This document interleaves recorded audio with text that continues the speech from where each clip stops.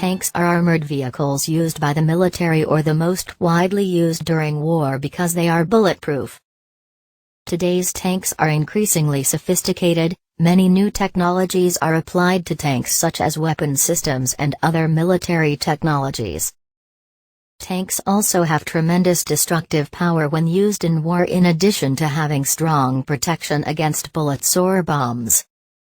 The inventor of the tank vehicle, Sir Ernest Swinton, Major General Sri Ernest Swinton Dunlop, was born in Bangalore, India, on October 21, 1868.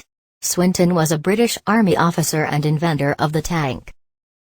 Swinton was tasked with influencing the development and use of the tank during the First World War by the British. In addition, he is famous for the term that is often spoken, namely, "there is no human land."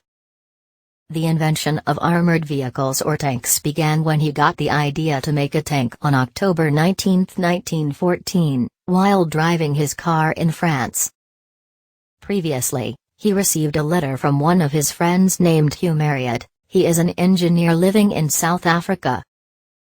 In the letter, Marriott asked Swinton to come to South Africa to discuss the possibility of armored tractors being very useful in war. Benjamin Holt of the Holt Manufacturing Company purchased the track chain patent, a track-type tractor from Richard Hornsby and Sons in 1914. During World War I, the British War Office ordered Holt tractors to be used in the war. Major Swinton was sent to France as an Army war correspondent, where he saw Holt tractors being used to carry their supplies in the war. By 1914, Swinton had been promoted to lieutenant colonel. He appointed Lord Kitchener as war correspondent on the western frontier. Swinton began to worry that the infantry had been killed by gunfire, so he ordered the trench warfare to be fought.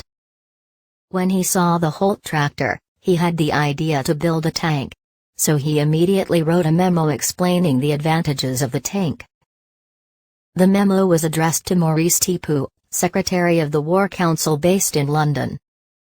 After receiving the memo, Maurice was very interested in Swinton's idea. The memo was then sent by Winston Churchill, Minister of the Navy.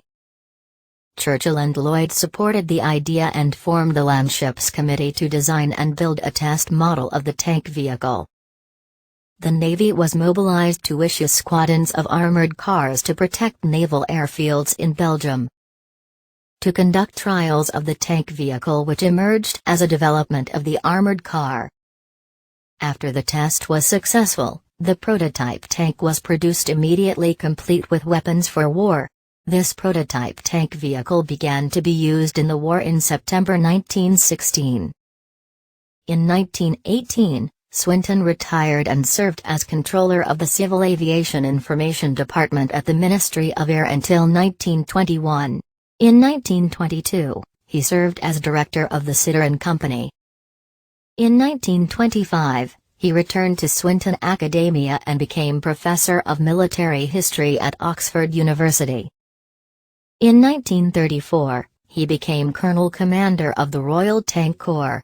And Sir Ernest Swinton died on January 15, 1951.